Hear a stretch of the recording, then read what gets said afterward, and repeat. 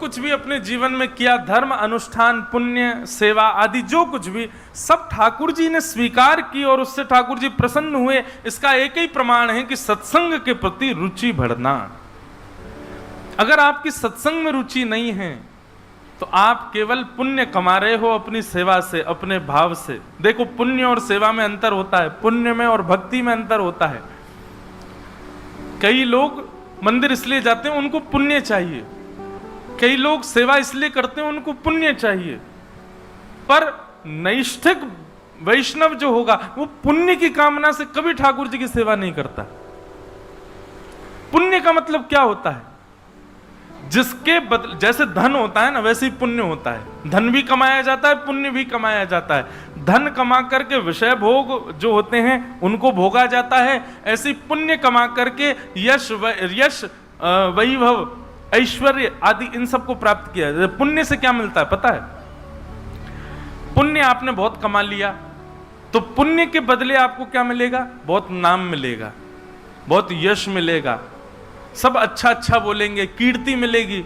और यदि पुण्य प्राप्त करके आप मृत्यु को प्राप्त होगे तो पुण्य के बदले स्वर्ग मिल जाएगा।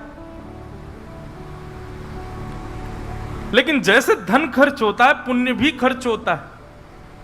आपने गंगा में एक डुबकी लगाई तो डुबकी लगाती आपको पुण्य मिल गया। आप जैसे ही बाहर आए, हमने कि तुम बहुत अच्छे हो, अब मैंने आपकी बड़ाई करी, आपका पुण्य खत्म। आपकी प्रशंसा होते ही पुण्य खत्म हो जाता है, आपका यश होते ही पुण्य खत्म हो जाता है। तो कई लोग मंदिर पुण्य के लिए जाते हैं, पर नैष्ठिक वैष्णव जो होते हैं वो पुण्य की कामना से ठाकुर जी के पास नहीं जाते, वो ठाकुर जी से प्रेम करते हैं इसलिए ठाकुर जी के पास जाए। संबंधों में भी तो ऐसा है कि आप किसी से संबंध इसलिए बना रहे हो क्योंकि उससे आपका कोई काम बन रहा है, तो ये उस व्यक्ति के समान है जो पुण्य के लिए भक्ति करता है। पर कोई व्यक्ति आपके गुण नहीं देखता, आपका रूप नहीं देखता, आपका स्वरूप नहीं देखता, बस आपसे प्रेम करता है, वो प्रेमी ज्यादा श्रेष्ठ है ना। ऐसे ही नैष्ठिक वैष्णव जो होता है वो पुण्य के लिए ठाकुर जी के पास नहीं जाता, बस सदा मुझसे ठाकुर जी राजी रहें, मैं इनकी सदा सेवा करूं, इसके बदले मुझे कुछ नहीं चाहिए। नोत्पादये दधिरतिम श्रम एव हि केवलम। इस प्रकार सूत जी महाराज वर्णन कर रहे हैं।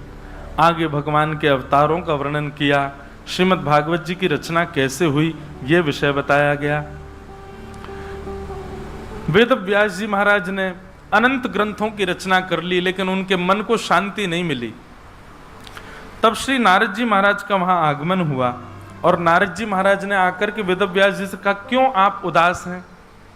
वेद व्यास जी बोले, मैंने इतने सारे ग्रंथ लिखे, चारों वेद लिख दिए, महापुराण लिख दिए, महाभारत लिख दी, लेकिन मेरे मन को शांति क्यों नहीं मिल रही है? कई लोग खूब भजन करते हैं, खूब पाठ करते हैं, खूब सेवा करते हैं, सब कुछ कर, मन उनका अशांत ही रहता है। वे सब लोग भी ध्यान से सुनो, अशांत क्यों रहता है मन? वेद व्यास जी महाराज ने इतनी रचना कर दी फिर भी उनका मन अशांत क्यों था? उन सब का एक ही उत्तर है। नारद जी महाराज कहते हैं उत्तर देते हुए कि भवतानुदित प्रायम। व्यास जी, आपने इतना कुछ लिख दिया फिर भी आपको संतोष क्यों नहीं है? आपने इतना कुछ कर दिया फिर भी आपके मन में एक ठौर क्यों नहीं है? ये असंतुष्टि क्यों बनी हुई है चित्त में? हमने सब प्रयास करके देख लिए फिर भी हमारा मन बेचैन क्यों है?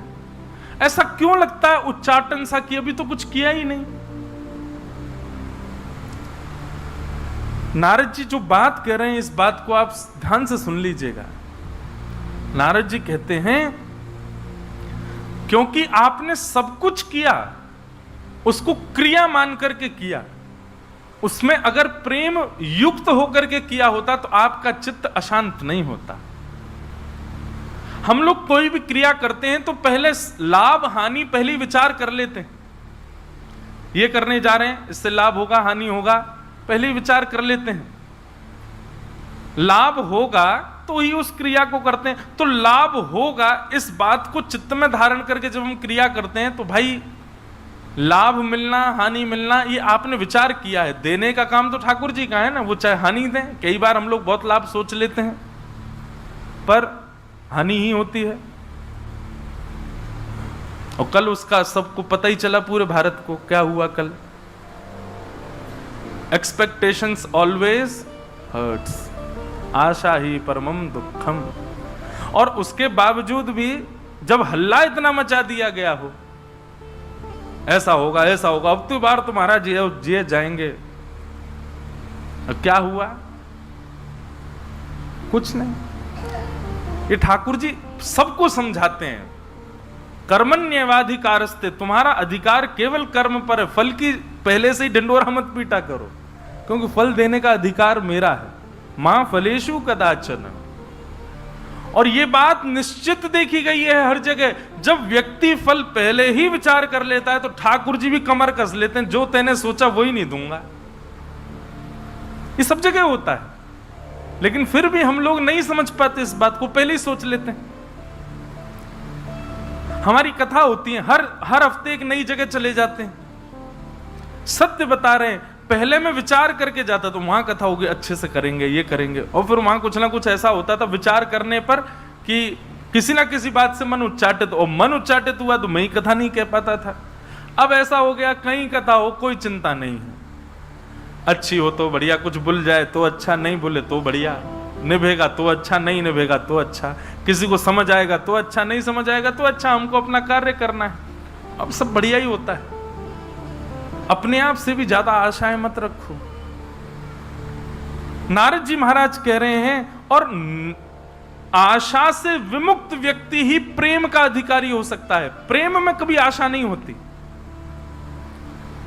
अगर आप सोचते हैं कि प्रेम में आशा है तो वो प्यार हो सकता है, प्रेम नहीं हो सकता। प्रेम में आशा नहीं होती, प्रेम में आशा नहीं होती। नारद जी कह रहे हैं, हे वेदव्यास जी, आपने जितने भी ग्रंथों की रचना की, इन सब ग्रंथों की रचना में एक तो आपने उद्देश्य पहले ही सोच लिया था कि मानव का कल्याण करना है मुझे। उद्देश्य स्पष्ट रखो, पर कल्याण होगा कि नहीं होगा इस पर ज्यादा चिंतित मत हो। और दूसरी बात, आपके हृदय के अशांत होने का दूसरा कारण क्या है? आपने जितने भी ग्रंथ लिखे हैं, उन समस्त ग्रंथों में आपने 4 बातों को प्रधानता दी है, धर्म, अर्थ, काम और मोक्ष। इनको कहते हैं चतुर्विध पुरुषार्थ। क्या कहते हैं? दुनिया में हर व्यक्ति, बहुत ध्यान से सुनिएगा, कामों के पीछे ही भाग रहा है। कोई धर्म के पीछे भाग रहा है, कोई अर्थ धन के पीछे भाग रहा है, कोई काम यानी कि कामनाओं की पूर्ति के पीछे भाग रहा है। किसी को कुछ पहनने की कामना है, कुछ खाने की कामना, कहीं घूमने की कामना, कुछ पाने की कामना। और चौथा, कोई धर्म के पीछे भाग रहा है, कोई अर्थ के पीछे भाग रहा है, कोई कामनाओं की पूर्ति के पीछे भाग रहा है, और चौथा, कोई केवल इसलिए भाग रहा है कि मुझे मोक्ष मिले, मुझे मुक्ति चाहिए। 4 के अलावा 5वां कोई स्थान नहीं है। आप पूरी दुनिया उठा करके देख लीजिए, हर किसी व्यक्ति को आप इन 4 के अंदर ही पाओगे, किसी एक स्थान पर ही वो पड़ा है। वेदव्यास जी, आपने केवल इन 4 बातों को ही प्रधान बताया है। वेदव्यास जी बोले, इन 4 के अलावा भी कुछ प्रधान है? तब नारद जी कहते हैं, हाँ, पंचम पुरुषार्थ, जिसको धर्म से कोई मतलब नहीं, जिसको अर्थ से कोई मतलब नहीं, जिसकी कोई कामना, जिसको मोक्ष की भी अभिलाषा नहीं, उसके लिए पंचम पुरुषार्थ है। और पंचम पुरुषार्थ का नाम क्या है? प्रेम। प्रेमी व्यक्ति को धर्म नहीं दिखता। ठाकुर जी तोड़ देते हैं कई बार धर्म की लिखी बातों को, प्रेम के वशीभूत होकर के।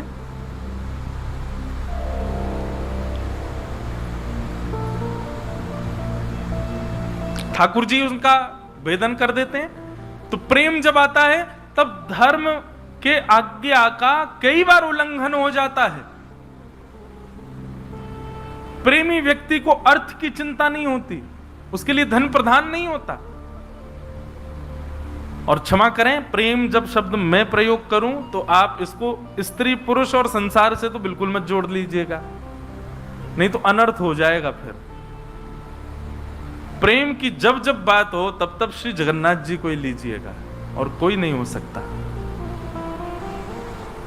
उनके प्रति जब प्रेम होगा आप धर्म का विचार नहीं करोगे, उनके प्रति प्रेम होगा आप अर्थ का विचार नहीं करोगे, उनके प्रति जब प्रेम होगा आपकी कोई कामना नहीं होगी, कोई कामना नहीं। सूरदास जी के पास नेत्र नहीं थे, ठाकुर जी प्रकट हो गए और प्रकट होकर के सूरदास जी के नेत्रों पर हाथ फेर दिए और हाथ फेर करके बोले, सूरदास अब नेत्र खोलो, हमारा दर्शन करो। सूरदास जी ने नेत्र खोल करके देखा, ठाकुर जी के रोम रोम का दर्शन किया और सर्वांगीण अंग का दर्शन करने के बाद सूरदास जी ठाकुर जी से कहते हैं, भगवान एक वरदान दे दो। भगवान बोले, हमने तो वरदान दे दिया। बोले, आपने अपनी तरफ से दिया, मैंने तो नहीं मांगा था, मैंने तो नहीं कहा था आपसे कि मुझे नेत्र दो, आपने खुद दे दिया। भगवान बोले, अच्छा तो मांगो, क्या चाहिए? बोले कि महाराज अब इन नेत्रों को मुझसे वापस ले लीजिए, ये जो आपने मुझे नेत्र दिए अब इनको मैं और नहीं रखना चाहता, मैं इन नेत्रों से अब किसी और को नहीं निहारना चाहता, अब ये नेत्र मुझसे वापस ले लीजिए नाथ। जिन नैनन में पी बसे दूजा ना ही समाए, अब इन नेत्रों में आप विराजमान हो गए, मैं अन्य किसी को कैसे देख सकता हूं?